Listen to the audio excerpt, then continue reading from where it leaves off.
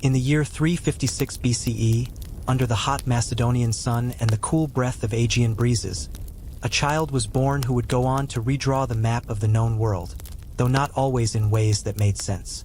His name was Alexander, and if you know anything about him, it's probably the part where he conquered half the planet before age 33. But tonight, we're not here for his wars. We're here to let the embers fade, to listen in candlelight, to find something far stranger than battles, the quiet, peculiar, human side of the man they called great. So before we begin, maybe dim the lights, make yourself comfortable, pull the blanket up to your shoulders, or just rest your hand over your chest like you're about to fall into the softest kind of history lesson. If you like, you can turn on a fan for that slow hum in the background. This won't be a storm of facts. It's more of a gentle walk through the lesser known, some would say downright odd, moments of Alexander's life. A man who believed he was a god, ate goat cheese like it was punishment, and once named a city after his horse. Not even a favorite general. A horse. Imagine the stars above a silent Macedonian hillside.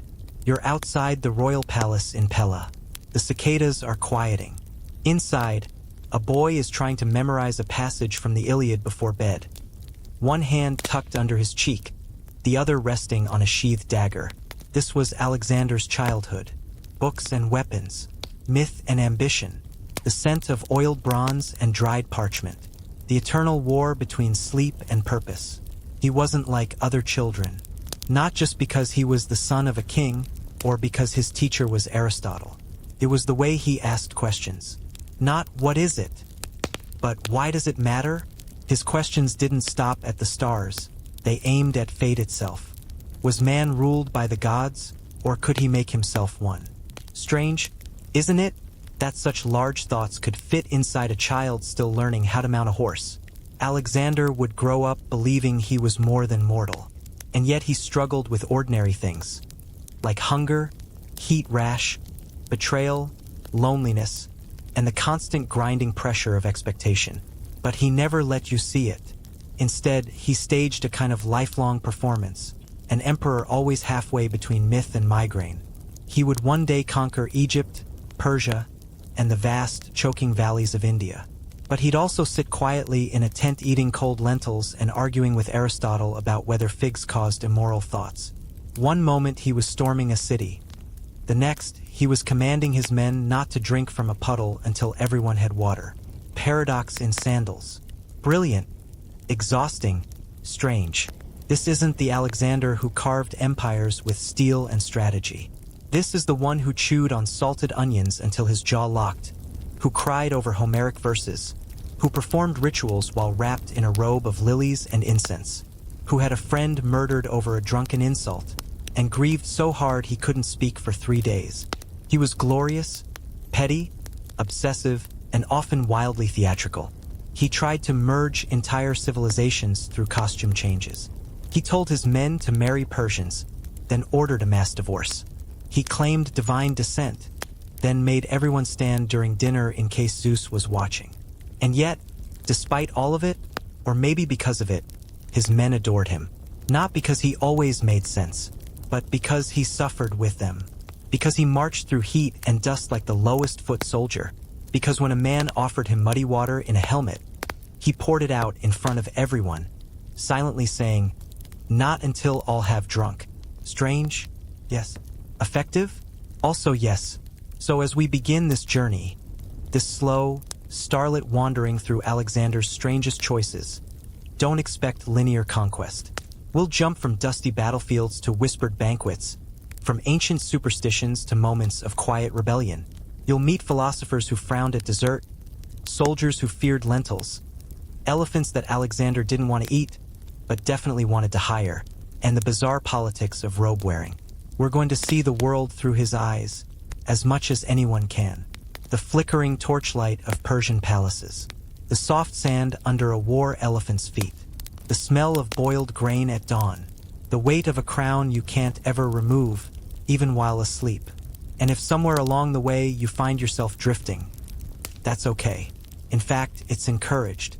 Let Alexander's strangeness carry you, gently and curiously, into sleep. The world will wait. The conquests will wait. But the small oddities, the quiet awkwardness of greatness, those are the treasures we're here to find. So breathe deep. Close your eyes if you haven't already. Let's begin with the first strange thing Alexander the Great ever did. He didn't win a battle. He didn't give a speech. He tamed a horse no one else could touch. And he did it by talking to shadows. He tamed a wild horse at age 12 by talking to it. They called the horse untamable. He was tall for his kind, black, with a white star on his forehead, nostrils like bellows, and hooves that seemed to churn the very dust into wind. Grooms wouldn't go near him. Soldiers had tried, then stepped back with broken pride and bruised ribs. The horse would not be mounted. Not by anyone. The boy, only 12, stood nearby. Small, quiet, and already watching the animal. Not with fear, but with curiosity. He'd watched enough by now to notice something others missed. The sun was strong that morning. The olive trees cast long shadows. And the horse wasn't mad. He was scared. Terrified, actually, of his own shadow. Most would have laughed. But Alexander didn't. He stepped forward, slowly, gently. One hand out, voice low, tone steady like someone whispering to a dream. The courtiers mocked him. Even his father, King Philip II, watched from a distance with half a smirk. But Alexander didn't care. He turned the horse toward the sun so it couldn't see the shape it feared. The beast calmed. And then, while the whole Macedonian court held its breath, he climbed up. No whip, no brute force, just trust. Then they galloped, across the wide field, as though the earth had been waiting for this moment to breathe. The hooves cut through silence. Dust curled into sunlight. It wasn't a boy riding a horse. It was a myth in motion. His name was Bucephalus, the horse, not the boy. And from that day on, Alexander never rode anything else. He later claimed he'd ride Bucephalus into every battle until the animal died. And he did. It was the first of many strange things Alexander would do. Not because of what he accomplished, but how he did it. Not through violence, but through empathy. He didn't beat the horse. He didn't try to break its spirit. He simply observed. He listened. He adjusted the world so the fear no longer ruled it. And that, quietly, unervingly, became his style of leadership. Years later, when Alexander faced cities who trembled at the sight of his army, he wouldn't always storm them. Sometimes he'd speak first, offer terms, offer futures, offer alliance in exchange for surrender. Not kindness exactly, but understanding. He knew what fear did to people, how it made them dangerous, and how to tame it. That day with Bucephalus, something else happened too. After the ride, the boy dismounted, dust on his sandals, hair in his face, but a calmness in his eyes that didn't match his age. His father, King Philip, was silent for a long moment. Then he said something that no father says lightly. "My son, seek a kingdom equal to your greatness. Macedonia is too small for you." It wasn't a compliment. It was prophecy, and a warning. Because what do you do with a boy who's just been told the world is too small? You teach him to read faster than he can fight. You assign him tutors who challenge him not just with facts, but with contradictions. You give him Aristotle and Plato, and you make him sit at a table and argue until he can outthink the room. Because one day that boy will sit on a throne, and you want him to carry something heavier than a sword. But Bucephalus stayed by his side through all of it. From the first skirmishes in Thrace to the burning of Thebes, and all the way to the rivers of India. The bond between them was more than loyalty. It was a reminder of who he had been, before the divine bloodlines, before the glory, before the maps changed to suit his ambition. There's an old Persian tale, possibly invented after the fact, that says Alexander wept when Bucephalus died. Not the single stoic tear of a soldier. No, real grief. The kind that shakes the chest and makes your arms feel hollow. They say he buried the horse with full honors and founded a city in its name, Bucephala. He didn't do that for any of his wives, just the horse. And if that's not strange, in a way that makes you ache a little, then perhaps we've forgotten what kind of boy he was. Most kings mark their beginnings with coronations, wars, or treaties. Alexander marked his with a whisper to a frightened animal and a ride through dust that felt like destiny. And if you listened closely, you could almost hear the beginning of empire in the rhythm of hooves. It's strange, isn't it, that the boy who would one day flatten fortresses and cut through empires was first defined by stillness, by the ability to notice, by the choice to calm rather than conquer. But that's how myths begin, not with thunder but with patience. And so, tonight, as you lie in bed and the darkness shifts around you like ancient fabric, imagine that boy. Imagine his sandals crunching lightly over dry grass, the wind brushing his cheek, the sun behind him, a shadow before him, and a horse that once believed its own fear was a monster. It wasn't. It never is. Not when someone finally sees it for what it is. He slept with a dagger and a copy of the Iliad under his pillow. Most boys sleep with a toy, a blanket, a favorite stone they pretend brings dreams. Alexander, he slept with a dagger and Homer, under his pillow side by side. One made of sharpened bronze, the other of ancient poetry. Not because he thought someone might attack him in his sleep. Not even because he needed protection. But because, even as a boy, Alexander couldn't decide whether he wanted to dream of glory or be ready to fight for it. The Iliad wasn't just a book to him. It was a sacred text, a kind of manual for becoming more than human. And he didn't read it casually.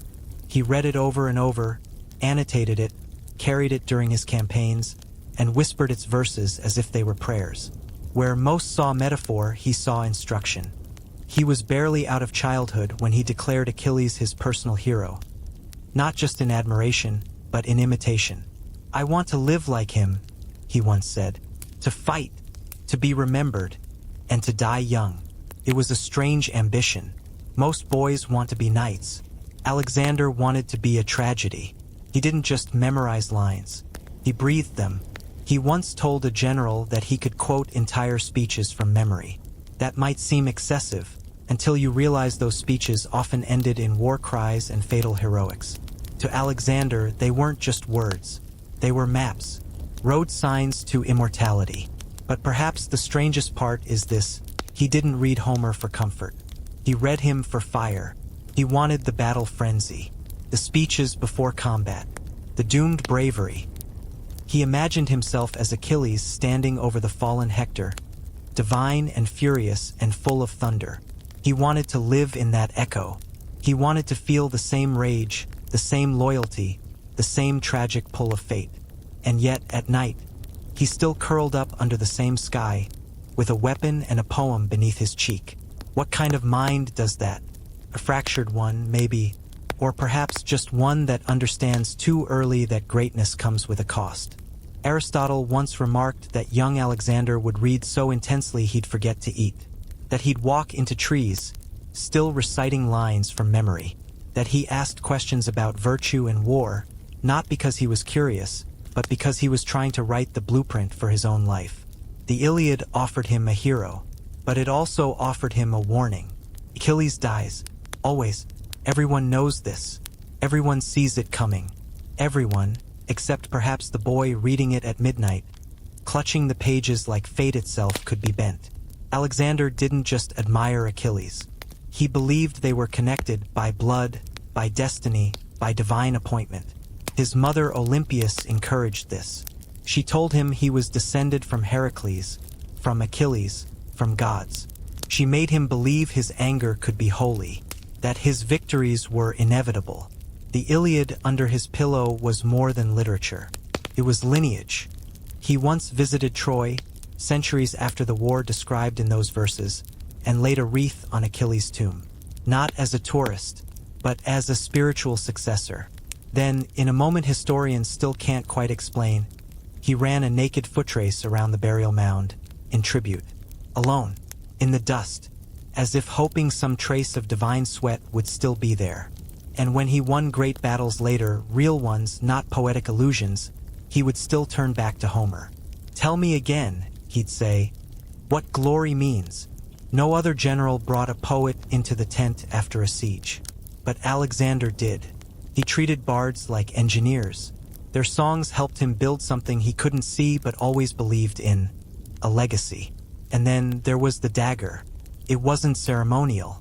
It wasn't gilded. It was sharp, practical, simple. Some nights, when sleep wouldn't come, he'd sit up and balance it across his fingers, still mouthing Homer's lines. He believed that if you dreamed too much of war, your hand needed to remember what it meant. That strange pairing, the blade and the book, defined him. He was a warrior built on words. There's something uniquely unsettling about someone who never separates story from self, who lives every moment as if history were already listening, who sees every sunrise as a chance to carve another line into the myth he's constructing around himself. Alexander didn't just conquer lands. He conquered narrative. He knew the power of story long before he raised a sword.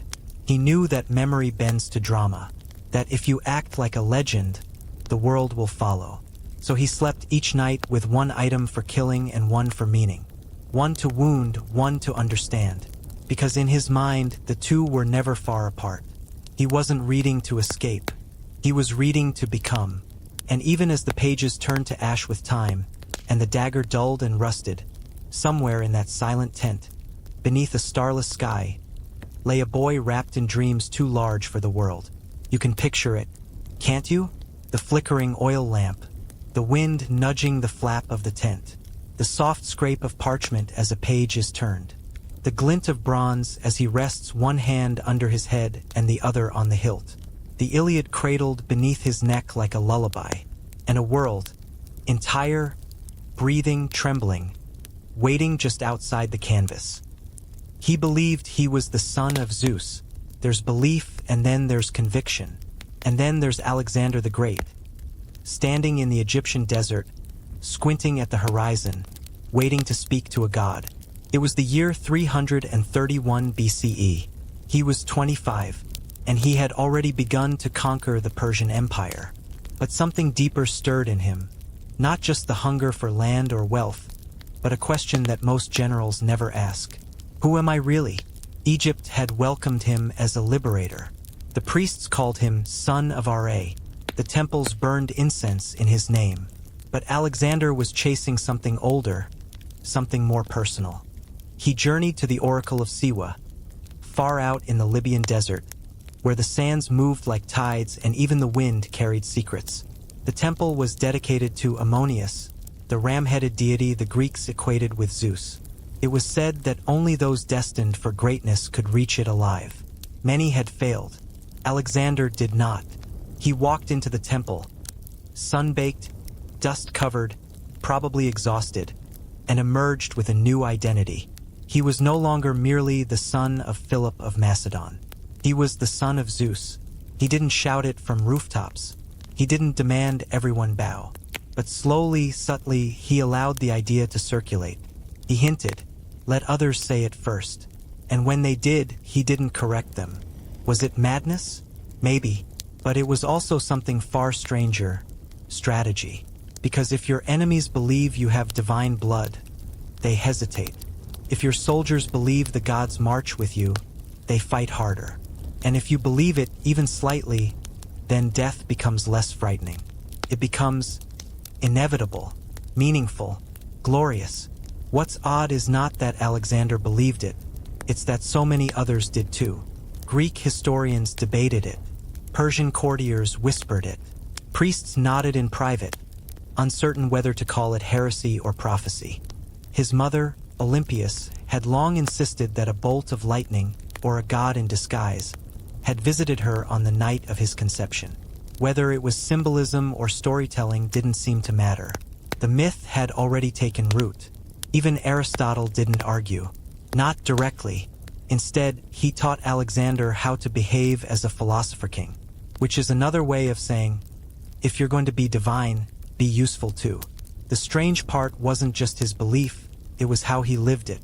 He began dressing differently, not as a god, but as someone standing between gods and men. He wore the ram's horn of Ammonius in ceremonial garb, adopted divine epithets, commissioned statues of himself with features softened, not quite human, not quite divine. He didn't demand worship. He allowed it. There's something unsettling about that. Not arrogance. Something colder. Something calculating. Because if you walk into a city as a king, they greet you with protocol. If you walk in as a god, they kneel. To the Macedonians, this was troubling. They liked their gods in temples and their leaders in tents. The idea of a man being both made them uneasy. Some resisted, some mocked, others simply watched in silence. But to the Persians, to the Egyptians, even to the Indians, they had no issue. Their kings had always walked the line between mortal and divine. For them, Alexander fit right in. And so he let the myth grow. He encouraged proskynesis, the act of bowing to the ground in his presence. Not always, not publicly, but just enough for the message to spread. He rebranded himself without ever holding a press conference. But beneath the divine image, there was still the boy who slept with a dagger and a book, who mourned his horse, who argued with philosophers about the soul, who cried when he visited the tomb of Achilles and left offerings, like a son might leave flowers. Even gods have shadows. What's fascinating is how Alexander used belief not just to rule, but to endure. He walked into impossible battles with the confidence of someone who thought Olympus was watching. He crossed deserts like a pilgrim. He treated omens as road signs. There's a story, probably embellished, possibly true, of a storm rising over his fleet. Waves crashing, sails tearing, and Alexander stood at the prow, arms wide, shouting into the wind, "You may take me, but I am born of Zeus." The storm passed. Coincidence? Perhaps. But his men never forgot it. The strange thing about believing you're divine is that eventually, you forget how not to. You begin to expect the world to behave differently for you. That food will arrive. That water will appear. That betrayal is unnatural. That death is an inconvenience. And when the world stops agreeing with you, when friends die, when illness sets in, when exhaustion creeps into your bones, you don't doubt the belief. You doubt the world. This became Alexander's greatest curse. He didn't stop believing. Even when his men begged to return home from India, even when his health began to fail, even when omens turned dark, he still pushed forward. Because what God stops halfway? But gods are lonely. They have no equals, no peers, only believers or traitors. And so, as the myth grew, Alexander began to isolate, trusted fewer people, drank more wine, held onto rituals that seemed to ground him. He still led charges into battle, still rode Bucephalus until the horse could no longer stand, still refused comfort others begged him to take. But the divinity weighed heavier with each step. There's a moment, quiet, unremarkable, when a scribe noted that Alexander had taken to sitting alone at dawn, not meditating, not praying, just sitting, watching the sun rise, as if waiting for someone to speak to him. Maybe he was listening for Zeus, or maybe, for the first time, he was wondering if the silence meant something else. In the end, whether he was truly divine or merely convinced, it no longer mattered. The world had already decided. Temples bore his name, statues copied his face, cities echoed with chants that called him son of gods. And all the while, Alexander walked barefoot through the sand, his crown a burden, his shadow longer than any man's should be. He renamed 20+ cities after himself, and one after his horse. Naming something isn't always about ownership. Sometimes it's about legacy, and sometimes, when you're Alexander the Great, it's about reminding the world repeatedly and unavoidably who changed its shape. By the time his campaigns stretched from Greece to India, Alexander had founded, refounded, or simply renamed over 20 cities. He called almost all of them Alexandria, yes, the same name, over and over, in Egypt, in Syria, in Afghanistan, in Bactria, in Persia, even one at the edge of the Hindu Kush.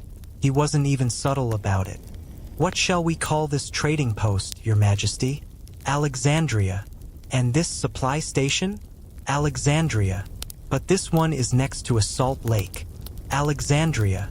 Some historians have tried to spin it as practical, an ancient GPS system for his sprawling empire, a way to establish outposts, promote Greek culture, and control trade routes. But really, It's hard not to see the ego in it.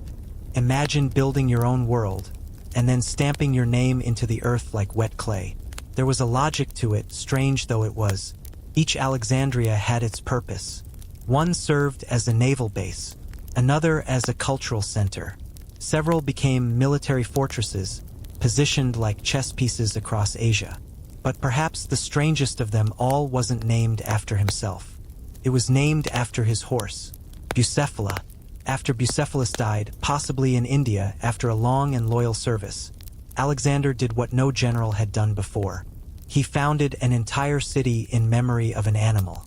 Not a god, not a father, not even a son. A horse that tells you everything you need to know. There was something deeply personal in these names, not just strategic. Alexander wasn't merely planting flags. He was immortalizing emotions, victories, grief, dreams. His horse had carried him across empires, and now the horse would carry his name across time. Bucephala sat on the banks of the Hydaspes River in modern-day Pakistan. It marked the site of one of his hardest battles, and the end of his mount's long journey. The city rose where the beast fell. There's something poetic in that, something uncomfortably sincere. Of course, there's also the awkward administrative side. Imagine being a Macedonian cartographer trying to draw a map with 20 cities all called Alexandria. Which one is this? The Alexandria near the mountains. Which mountains? The ones with elephants. That's not helpful. In time, many of those cities took on nicknames. Some were renamed by later empires. A few vanished altogether, swallowed by deserts, renamed by conquerors, erased by time. But some still exist. The most famous, of course, is Alexandria in Egypt, near the Nile Delta. A shining beacon of scholarship, later home to the Great Library, the Pharos Lighthouse, and generations of thinkers. That city outlived its founder by centuries. In its dusty scrolls and sea-washed stones, you can still feel the echo of his footsteps. The others, Alexandria in Arachosia, in Margiana, in Aria, were more ephemeral. Dots on a campaign route, seeds that didn't always grow. But their names? Those stuck. Because Alexander wasn't just trying to conquer space. He was trying to conquer memory. Every time a traveler passed a city gate and saw his name carved in stone, he won again. Not with a spear, with a syllable. It was a kind of historical branding. Long before empires were drawn in ink, they were drawn in names. And Alexander knew that. He understood, deeply and strangely, the power of repetition. Name the land, name the road, name the river, name the city. Eventually, people forget what was there before. Even the locals began using the name, even if they pronounced it wrong, even if they didn't know what it meant. It didn't matter. The name had landed. There's something almost insecure about it. Isn't there? As if all the victories weren't enough. As if he had to write it down, again and again, in stone, in sand, in government orders and city seals. But perhaps it wasn't insecurity. Perhaps it was fear of being forgotten. He had no heir, no permanent capital, no nation to call his own, only forward momentum, only road. So he left his name as breadcrumbs. And maybe that's why the gesture, strange as it was, still lingers. Because we understand it. That quiet, human desire to be remembered, to be written into the landscape, to not fade. Even if your name is spoken by strangers in places you never lived. Even if it becomes just another dot on the map. Even if your horse gets one too. So tonight, if you find yourself drifting off beneath a blanket with your own name stitched into the corner, know that Alexander would have understood. Not because of vanity, but because even gods, even conquerors, even boys with daggers and poetry under their pillows want something to outlive them. And sometimes all you can do is name it. He cross-dressed in Dionysian rituals and encouraged role-playing. The line between conqueror and performer was always thin with Alexander. And sometimes it vanished completely. We imagine kings in armor issuing commands from horses.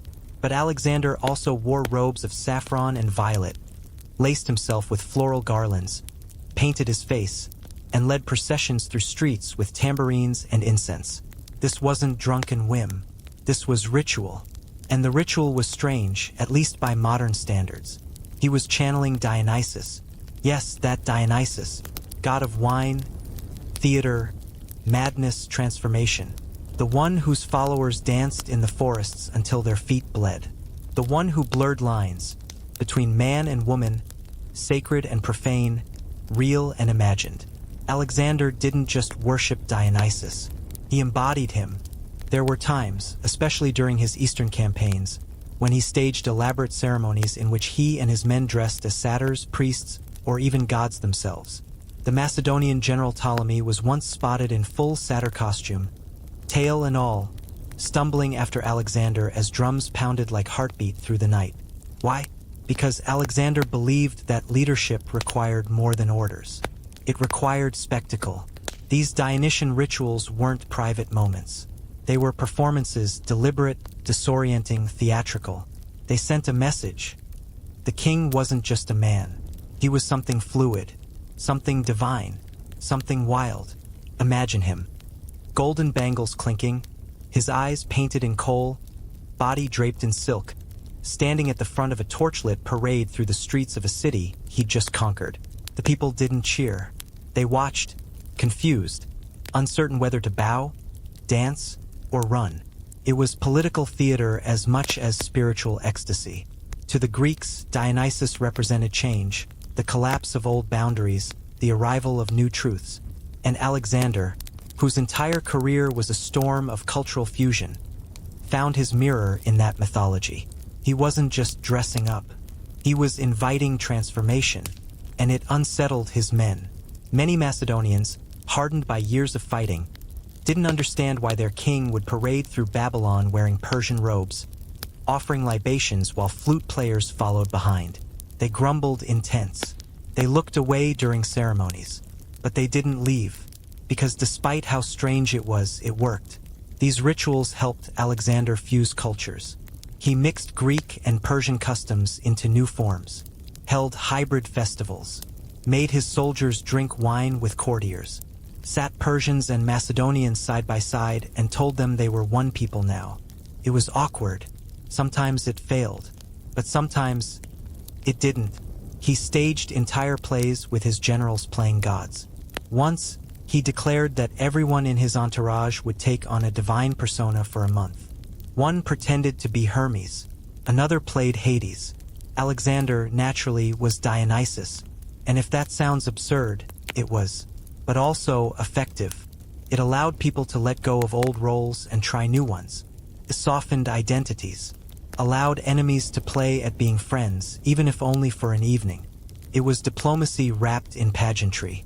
And it was dangerous, because when you spend enough time pretending to be a god, you start to believe it.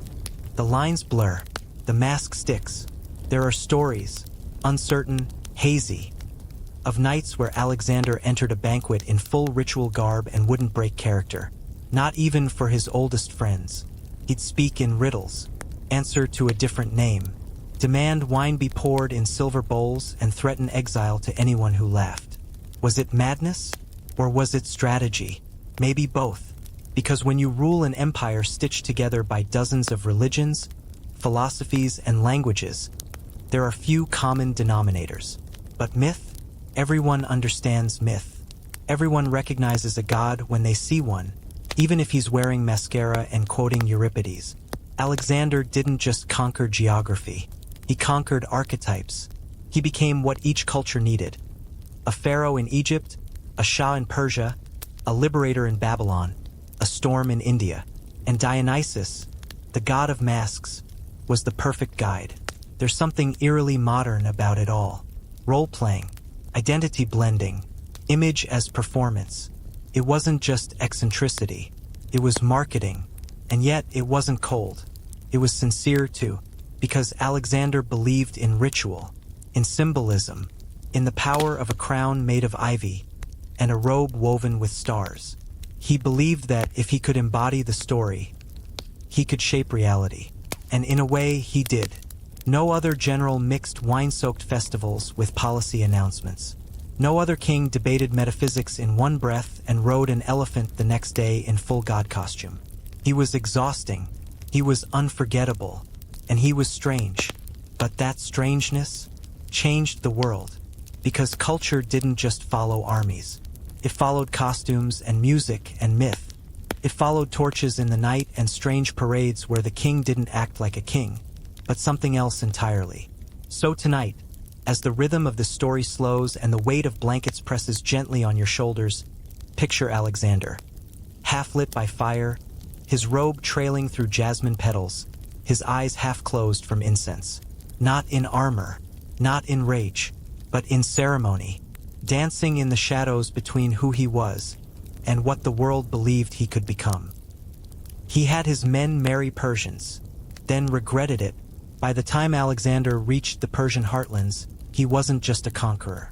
He was the steward of a fractured empire, an empire built on language barriers, old grudges, bitter customs, and marching boots. He needed something stronger than fear to hold it all together. So he turned to marriage, not his own, everyone's. In the year 324 BCE, in the grand city of Susa, bathed in the desert glow and the scent of date wine and silk, Alexander staged one of the strangest ceremonies the ancient world had ever seen. A mass wedding. Thousands attended, musicians played, priests chanted, and nearly 10,000 Macedonian soldiers, many of them young, tired, dusty from war, were ordered to marry Persian women. It wasn't a suggestion. It was a command wrapped in celebration. The reasoning? Fusion. If you want an empire to last, don't just conquer its cities, marry its daughters. Mix the blood. Blend the customs. Soften the lines until there's no clean division left to fight over. It sounds logical, even progressive, but the truth? It was chaos. The men were confused. Some were angry. A few were flattered. Most were just stunned. You've marched for years, fought through mud, heat, and nightmares, only to be handed a fine robe, pushed toward a stranger and told, "Smile. This is diplomacy." The weddings were lavish. The brides in jeweled veils. The grooms in polished boots. There were processions, drums, vows spoken in languages neither side fully understood. And at the center of it all, Alexander. He too married that day for the second or third time, depending on the historian. He took Statira, daughter of Darius III, the Persian king he had defeated. It was symbolic, a union of empires. He was marrying Persia itself, or so the poets said. But beneath the garlands and glitter, discomfort brewed, because culture doesn't bend overnight, and hearts don't follow strategy. The Macedonians didn't see themselves as partners. They saw themselves as victors, and the Persians didn't see these men as husbands. They saw them as invaders. For a time, things held together. There were parties, gifts, even children, but slowly the cracks widened. Some soldiers deserted. Others wrote bitter letters home. And Alexander, the architect of this marital merger, began to doubt. He had overestimated the ease of unity. He had thought that marriage would erase suspicion. Didn't. It just made the suspicion personal. It's one thing to rule over a people. It's another to share a bed with them. Within a year, many of the Macedonian soldiers begged to be released from their marriages. Some asked to send their wives back to Persia. Others claimed the entire ritual had been a mistake, a misstep by a king who no longer understood them. And Alexander, he allowed it, quietly, without fanfare, no speech, no condemnation, just silence and paperwork. He regretted the move, not because it was morally wrong, but because it hadn't worked. It hadn't done what he hoped. It hadn't built a bridge. It had only reminded everyone how far apart they truly were. What's strange is that he genuinely tried. He gave dowries. He assigned translators. He ordered that children born from these unions be raised bilingually. He even offered promotions to soldiers who took part. He believed that if you paired a beard with a veil, peace might follow. Didn't, because peace isn't arranged. It's lived. And Alexander, for all his brilliance, forgot that people aren't pieces on a board. You can't command affection. You can only hope it grows. Some historians have tried to paint the Susa weddings as noble experiments. Others see them as political theater. Either way, the truth lingers in the dust. Most of those marriages ended, quietly, with farewells that needed no translation. And yet, something lingered. The children, the names, the memories. Some say that decades later, in the remote villages of Bactria, you could still find old men who told stories of how their mother spoke Persian and their father Macedonian, and neither of them ever quite understood the other's jokes. But they shared olives, and that was enough. So perhaps the strangest thing Alexander did wasn't the mass wedding itself. It was believing that a battlefield could become a family table, that the world, once cut by war, could be sown with rings. He meant well. He always did. But meaning isn't always enough. And even gods, even kings, must watch as their dreams dissolve, softly, like incense in a foreign temple. So tonight, if your thoughts wander into dreams of connection and distance, of things forced and things that grew wild, remember this. Alexander once stood before thousands of men and asked them to love as he ruled, with ambition, with fusion, with haste. They tried. And when they couldn't, he didn't punish them. He just walked away, quietly, into the next strange idea. He walked hundreds of miles with his troops just to feel their pain. Leaders rarely walk. Not truly. They ride. They sit atop horses, inside palanquins, or behind wagons filled with cushions and shade. Especially when the sun burns down, when the dust cuts into skin, when the water is gone and the road offers no comfort. But Alexander walked. For days, then weeks, across brutal terrain, arid, cracked and dry. He marched on foot beside his soldiers during one of the hardest retreats in history, the crossing of the Gadrosian Desert. It happened after his campaigns in India, after the blood, after the elephants, after the rain and rot. He was taking his men back west, toward Persia, toward Babylon, toward something that might one day resemble rest. But instead of the easier coastal route, he chose the inland desert, the Gadrosian wasteland, a stretch so brutal that even the Persians, centuries earlier, had warned of its madness. And then he made it worse. He didn't ride. He walked. His boots were worn thin. His hair was matted with sweat. He didn't drink more than they did. He didn't sleep longer. He didn't ask for better tents or easier meals. He marched beside them, not at the head. Among them, dust clung to his lips like ash. His eyes, usually sharp and wide with vision, narrowed under the glare of a punishing sun. Some men collapsed. Others sobbed. More than a few died. And Alexander, he just kept walking. Not because he had to, not because he didn't have options, but because somehow he believed it mattered. The story that survives, passed down through scribes and campfire whispers, is this. One afternoon, a soldier brought Alexander a helmet filled with water. Just one. Enough for one person. The man said nothing, just handed it to him and stepped back. His face blistered from heat. Alexander looked at the water, and then, in front of his parched, broken army, he poured it into the ground. He didn't drink a drop. He couldn't, he said, if his men had none. Now, whether this story is entirely true or partly theatrical doesn't even matter, because the men believed it. They saw it, or at least they told it that way later.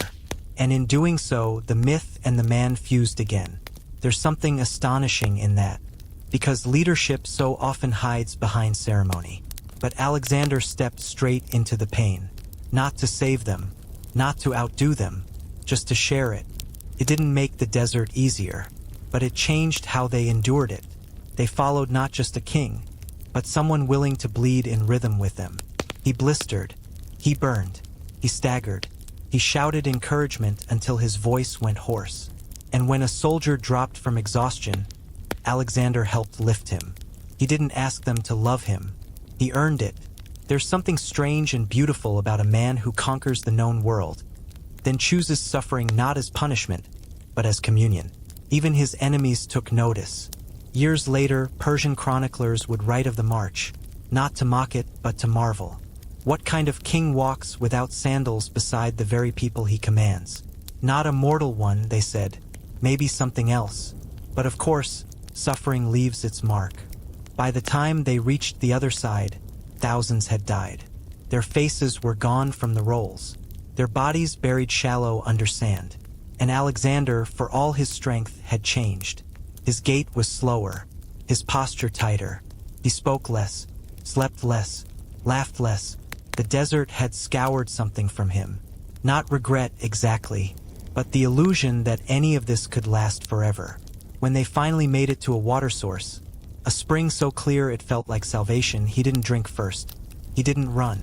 He waited, let the soldiers go ahead, sat down beneath a rock and traced circles in the dirt with a stick, saying nothing. And when someone finally asked why he hadn't taken the easier road, he replied, "Because they followed me this far. I should follow them back." It's not a quote etched in stone. It's not a speech historians study in schools. But it says everything.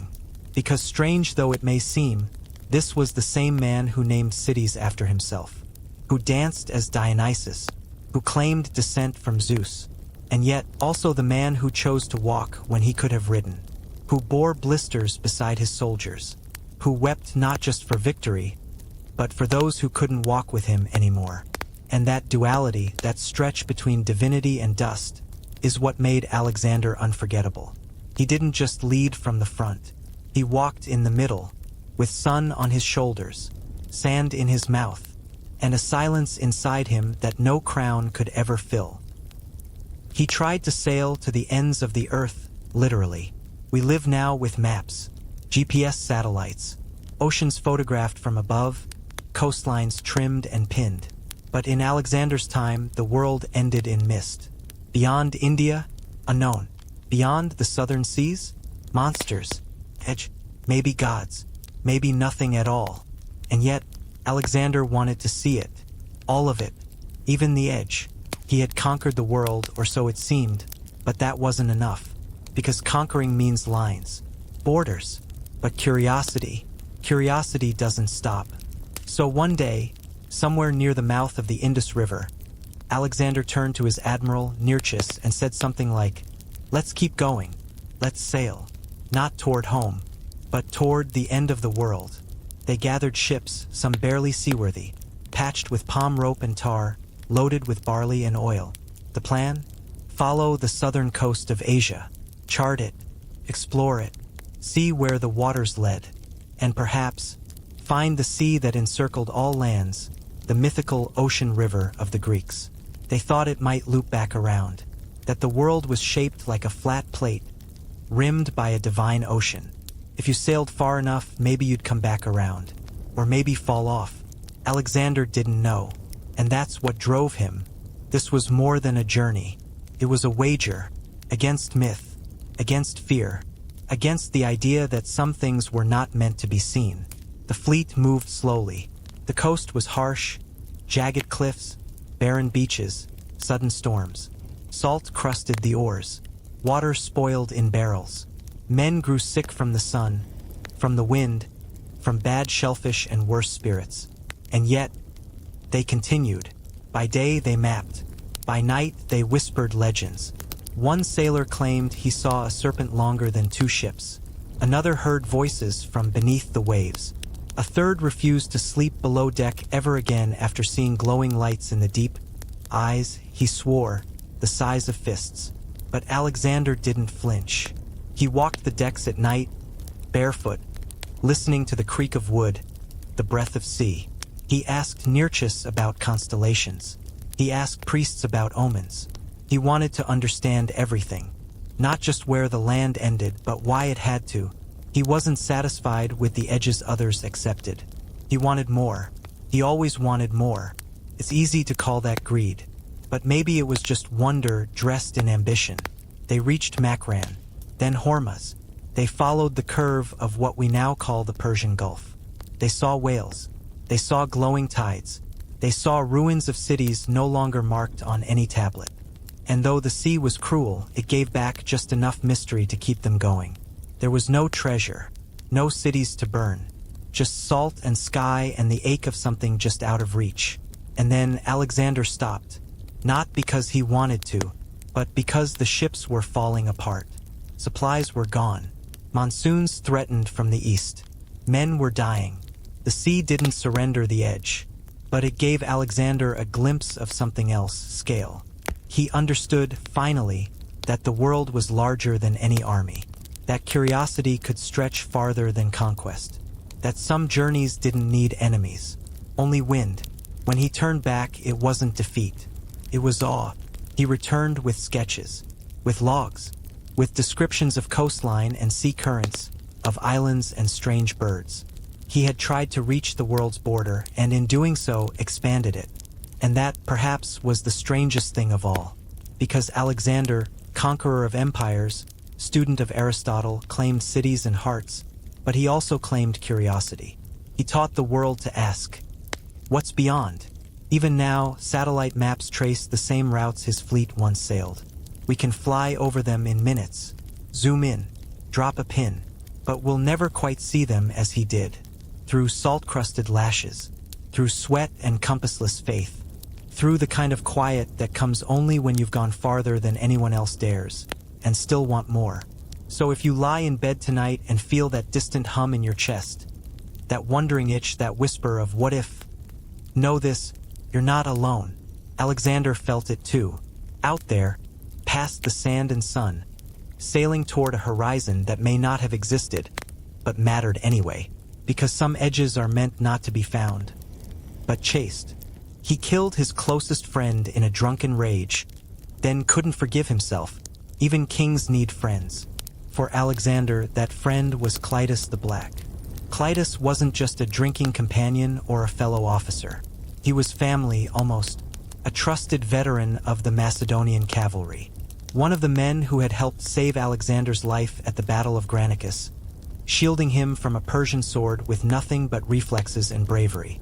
Clitus had been there at the beginning, before the gods, before the myths, before the robes and rituals and golden thrones. And that's what made it hurt so much. It happened during a banquet. Like so many tragedies in history, it began with too much wine, too many toasts, and a room full of egos softened by drink and sharpened by pride. It was in Samarkand, or perhaps Maracanda, depending on the historian. The palace was warm with torchlight. Musicians played. Plates clattered with roast and fruit and honey-drenched pastries. And Alexander, resplendent as always, sat among his generals, flushed from drink and praise. Someone said something, then someone said something else. A toast was made, perhaps too loud. Clitus spoke. He was older, more weathered, not one for flattering speeches. And that night, he let loose. He criticized Alexander. Not cruelly, but directly. He said Alexander owed everything to his father, Philip. That the victories belonged to Macedonia, not just to one man in flowing robes pretending to be divine. That the old ways were better, simpler. That Alexander had gone too far, becoming too Persian, too godlike, too distant. The room fell quiet, and Alexander, young, drunk, proud, stood up. Words flew, accusations, shouts. Someone tried to calm them. Cup was thrown. A guard stepped forward, then stepped back. And then Alexander grabbed a spear. No one believed he would use it. Not against Clitus. Not against the man who had once pulled him from a blood-slick battlefield and called him boy in the safety only old comrades can afford. But the spear flew, and Clitus fell. Silence. The kind of silence that comes after thunder. After a sky cracks. Alexander froze. He stared, dropped the weapon, then staggered forward as if he could undo it with touch, with breath, with will. He couldn't. He had killed his friend. In front of witnesses. With his own hand. What followed was not triumph. It was collapse. Alexander wept. He locked himself in his quarters. Refused food. Refused counsel. Threw himself on the floor and begged the gods to reverse time. He even tried to take his own life, some say, only to be stopped by guards. The man who had survived arrow fire, elephant charges, and the chaos of empires, was undone by guilt. He had killed many, but this was different, because Clitus wasn't an enemy. He was a reminder of simpler days, of who Alexander had once been, of the cost of rising too far too fast. And that was the hardest part, because no crown can protect you from memory. No throne is tall enough to keep you above regret. He held a funeral, Lavish, public, 100 candles, 1,000 tears. He wore black, didn't speak, didn't sing, and in the months that followed, something in him changed. His letters became shorter, his moods more erratic. He avoided banquets, wine, jokes, music. He had broken something, not just in Clytus but in himself. And perhaps that, more than any battlefield, was where Alexander truly lost. Because what's strange is not that he killed. Kings kill. What's strange is that it haunted him. That a man so wrapped in destiny, so certain he was guided by gods, could be so broken by a single moment of mortal rage. It humanized him, slowed him, made him cautious, not in war, but in friendship. He trusted less, loved less, danced less. Even his closest allies began to whisper, Alexander is fading, not in strength, but in soul. And yet, he kept moving, because grief has no antidote but time. And even then, it never fully leaves.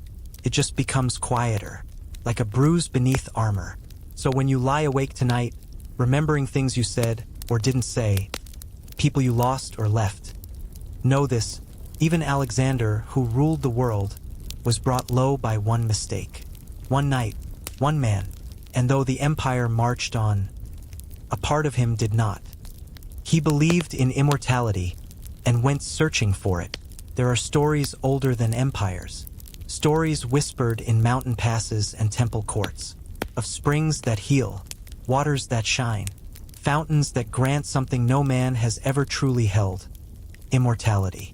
Alexander believed in them, not as a child's tale, but as a possibility, a goal, maybe even a right.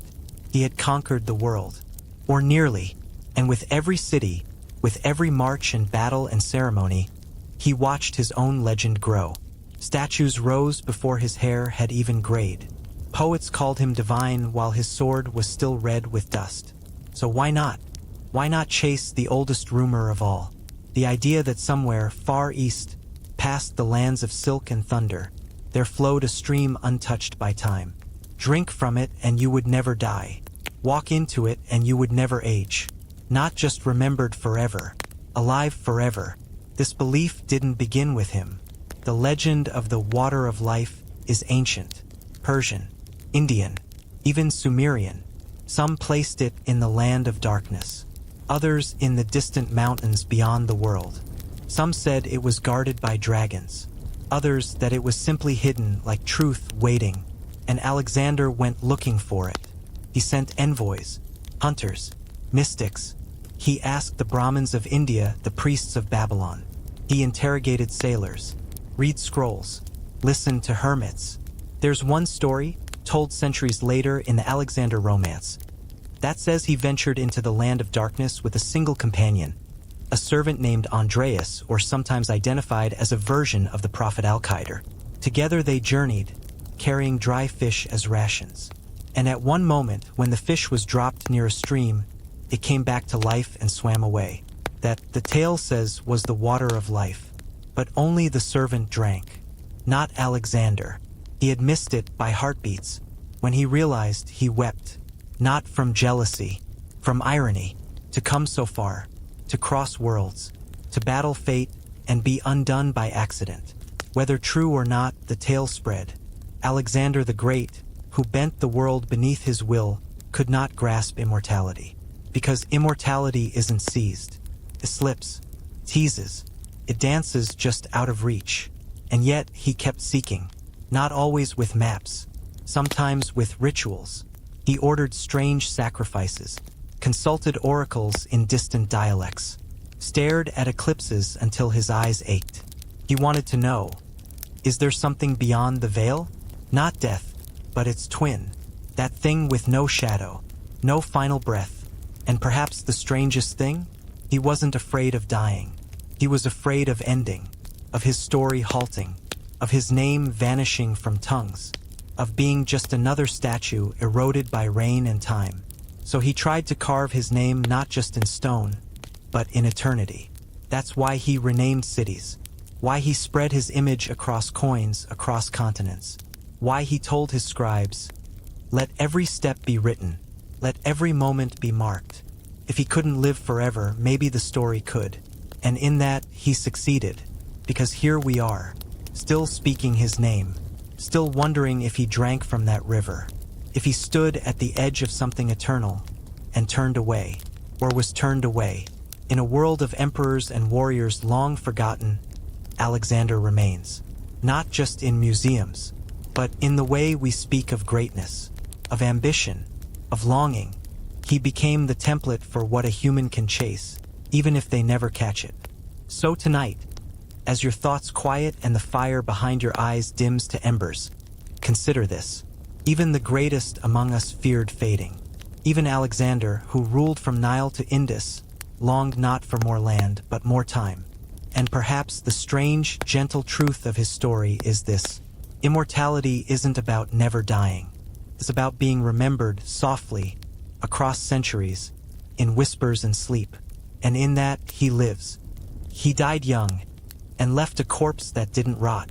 It was June, Babylon, 323 BCE.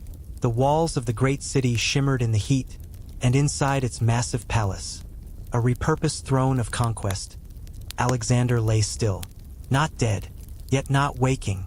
For 10 days he lingered, speechless, motionless, burning with fever. Physicians gathered like shadows, whispered theories, poured cool water on his limbs, prayed to gods they no longer trusted. He had returned from campaigns, from oceans, deserts, and dreams, and now he could not rise from his bed. His men waited outside. They begged for a glimpse. Some even forced their way in. And when they finally did, he was barely breathing. One soldier asked, "To whom do you leave the empire?" Alexander's lips parted, and he said faintly, "To the strongest." And then, silence. History doesn't agree on the exact moment of death. But when it came slowly, and strangely, because his body did not decay. Not after 1 day, not after 2, not even after 6. No odor, no swelling, no discoloration. He lay as though merely sleeping, eyes closed, skin warm. It unnerved everyone. Some said it was a sign that he wasn't truly dead, that he was only in a trance, that the gods would return him. Others whispered darker thoughts, that he had been poisoned, and the strange state of his corpse was the result of some unholy concoction, or that his mother, Olympias, had performed a ritual that kept his soul caught between worlds. But the most persistent rumor, the one that outlived empires, was this: Alexander's body didn't rot because he was not a man. He was something more, a god, a demigod, a being touched by eternity. Now, to us today, that might sound mythical, embellished. But remember this: in ancient times, the rotting of a body was more than biological, it was symbolic. It meant finality. It meant mortality. But if a body stayed pure, if it resisted time, that meant something else. That perhaps the soul lingered. That perhaps the story wasn't over. And so they preserved it, embalmed him with rare spices, myrrh, cedar oil, honey thick as tar, wrapped him in linens not meant for decay, but for preservation. And then came the journey. He would not be buried in Babylon, too foreign, too far from myth. Instead, a golden coffin was forged, set in a cart with jeweled wheels and pulled by a team of horses beneath a canopied shrine. The plan was to return him to Macedonia, but plans, like empires, shift. The funeral cortege was intercepted in Syria, hijacked, rerouted. Ptolemy, one of Alexander's generals, took the body to Egypt, to Memphis, then eventually to Alexandria. There, the body was entombed, but not hidden, displayed. For centuries, Julius Caesar visited the tomb. So did Augustus.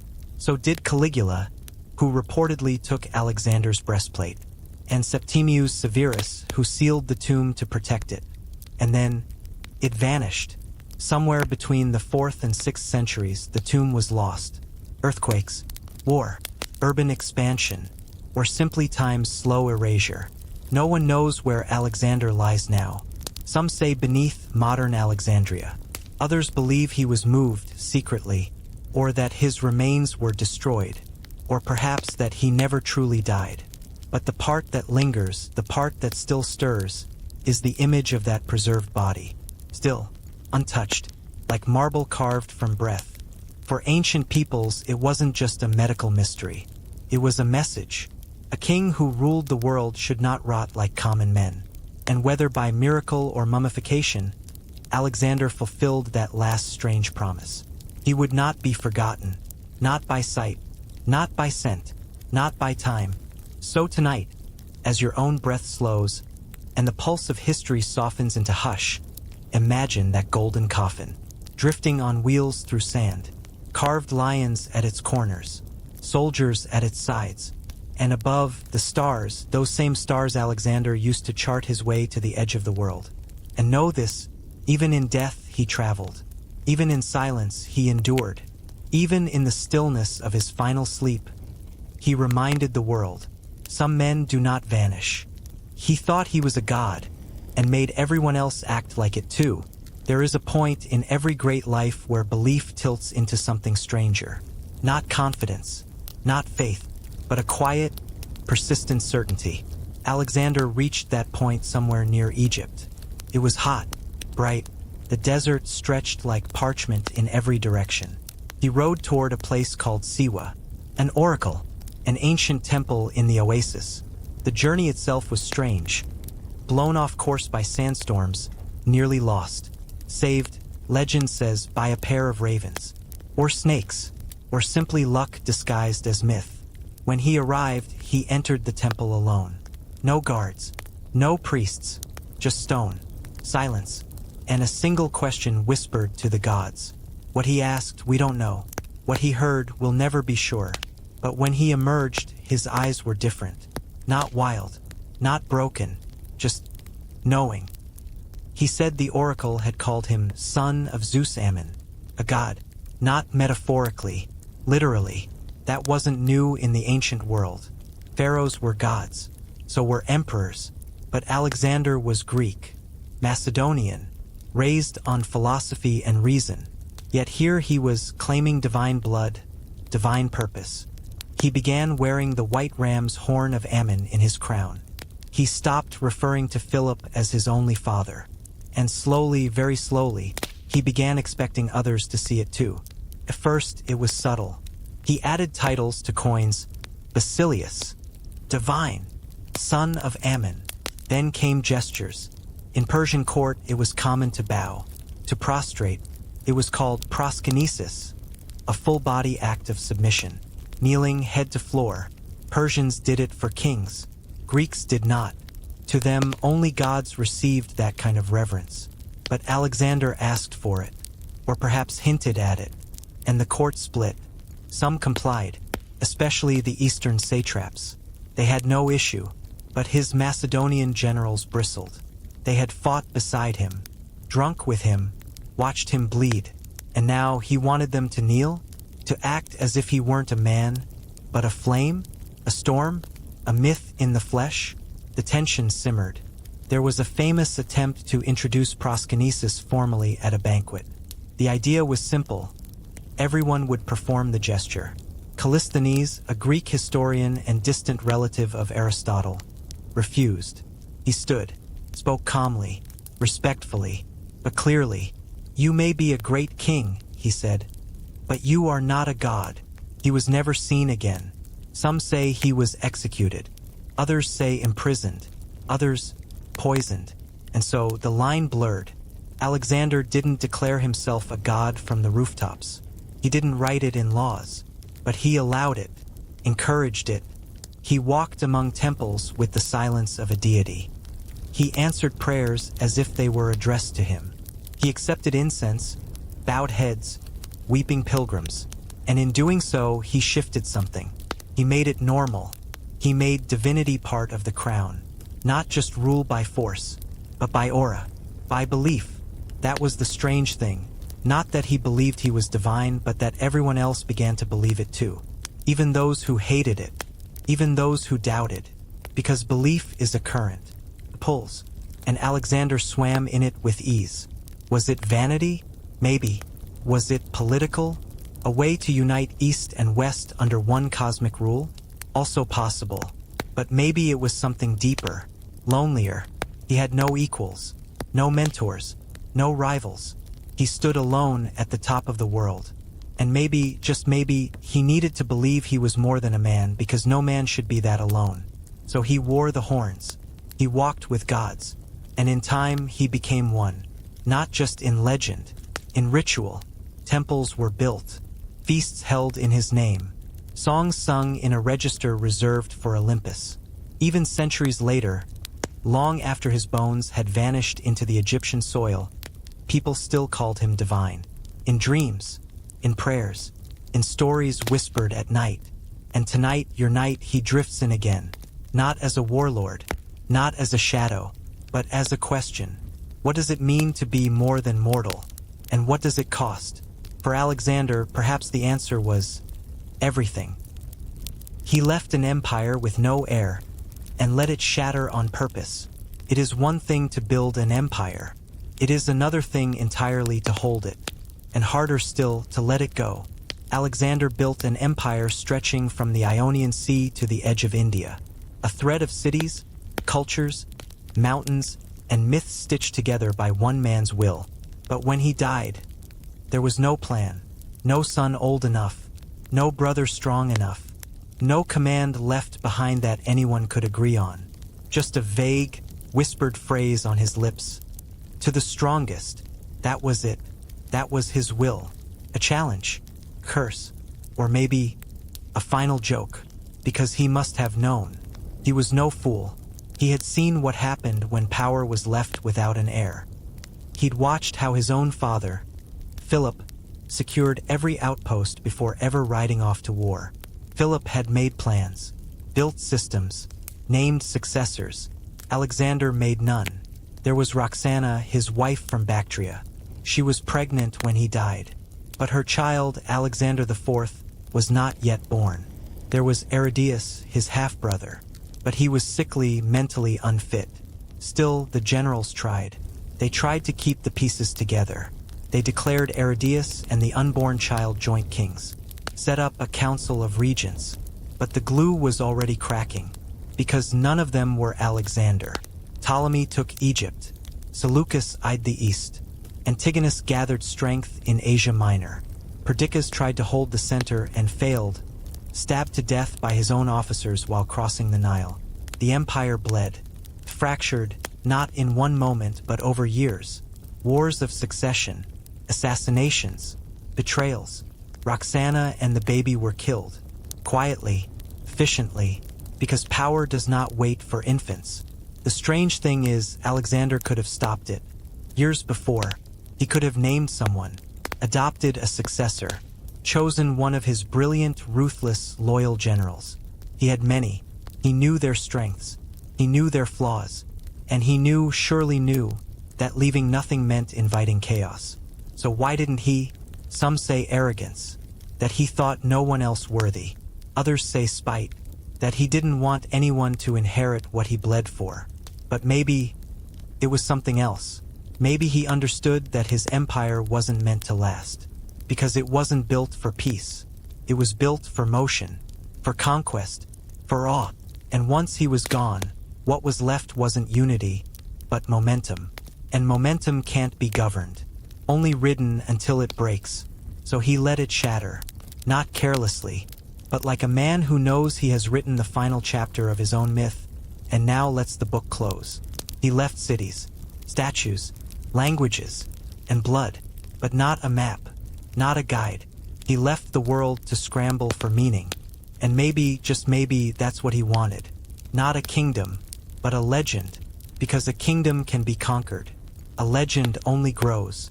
So tonight, as sleep begins to fold around your mind, and the stars in your ceiling fade into dreams, remember this.